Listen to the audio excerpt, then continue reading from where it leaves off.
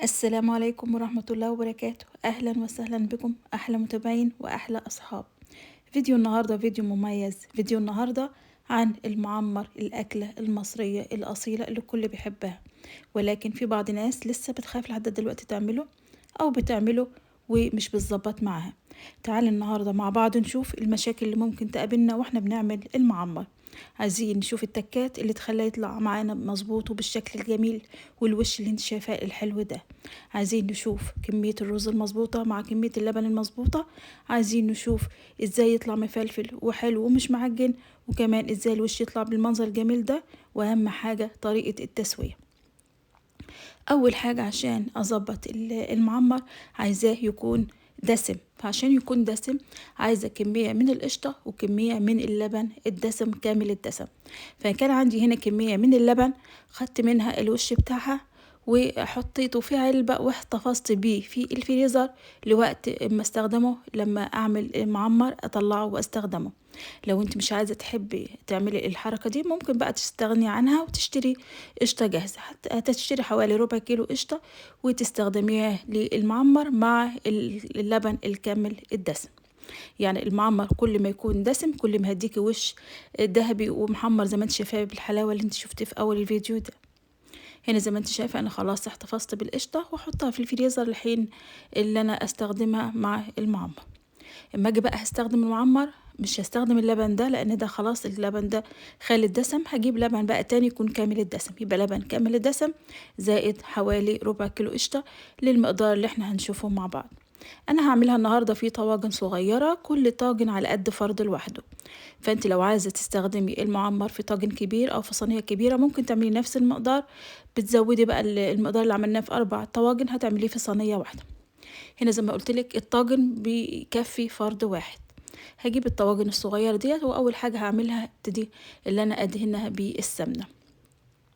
عندي هنا الحاجات اللي أنا هستخدمها كمية من القشطة زي ما أنا قلتلك، ربع كيلو أو أكتر بقى زي ما تحبي، وعندي اللبن طبعا، وعندي الزبادي اللي بيخلي ليه وش عالي قوي كده وبديله منظر جميل قوي وطعم جميل قوي.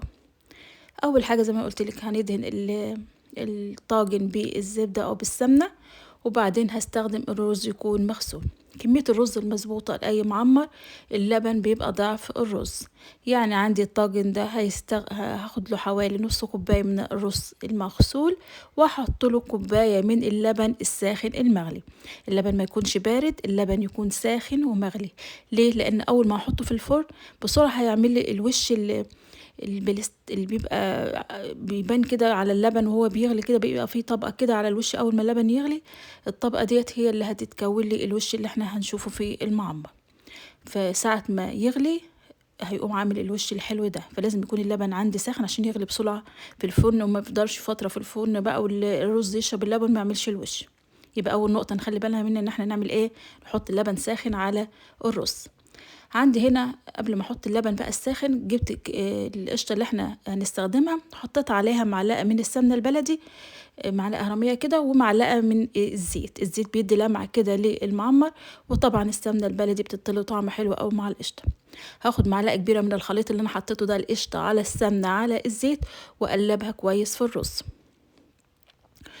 المعمر مش بيحب يكون حادق، فهحط له حوالي بس نص معلقة من الملح، نص معلقة صغيرة من الملح.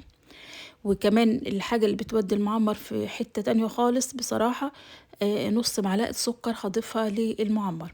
يبقى حطينا نص كوباية رز، ومعانا نص معلقة سكر ونص معلقة ملح، زائد الخليط اللي احنا حطيناه من القشطة والسمنة والزيت.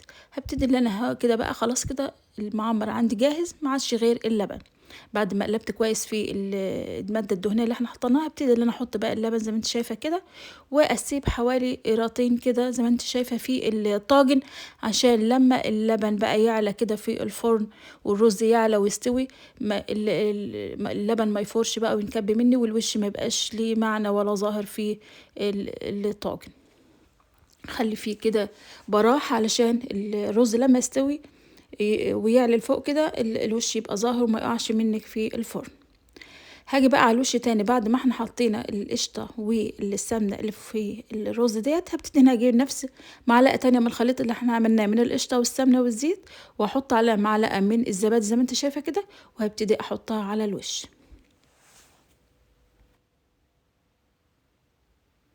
كده احنا عرفنا اهوت السر اللي هيخلي وشها جميل، الزبادي مع القشطة اللي على الوش، والسر اللي هيخلي الرز مفلفل وجميل ومقداره كويس اللي هو كمية اللبن مع كمية الرز، والطعم الجميل هيجي من نص معلقة السكر اللي احنا حطيناها. لسه عايزين نعرف طريقة التسوية. طريقة التسوية لو انت عندك الفرن بيشتغل من فوق وتحت يعني شواية، ومن تحت هتحطي المعمر في فرن ساخن وهتشغلي عليه من فوق ومن تحت. شايفه انا بوريكي هنا، شوفي القشطه والزبادي على الوش كده، ده اللي هيعمل لي القشره الجميله اللي احنا بنشوفها.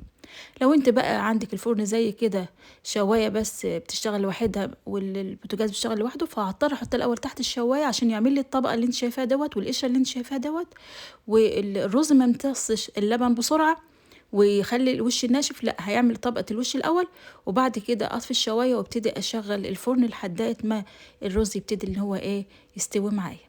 كده هي التسوية المظبوطة اللي تخلي المعمر يطلع بالشكل الجميل ده. لكن لو عندك زي ما قلت لك الشوايه والبوتاجاز من تحت بيشتغل في وقت واحد، شغلي الاتنين في وقت واحد، ولما تلاقي عمل وش اطفي الشوايه وسيبي الفرن من تحت. كده هي التسويه المظبوطه المعمر، وهيطلع معاكي بالشكل التحفه الجميل اللي انت شايفاه ده. وزي ما قلت لك لو حبيتي اللي انت تعملي الكلام اللي احنا قلناه ده كله في صينيه واحده، اعملي نفس المقدار، يعني زودي مثلا لو انت هتحطي في الصينيه كوبايتين رز يبقى نحط عليهم 4 كوبايات لبن. يا رب تكون الوصفة عجبتك والمعمر بتاعنا عجبك وتجربيه، وأشوفكم في رعاية الله، والسلام عليكم ورحمة الله وبركاته.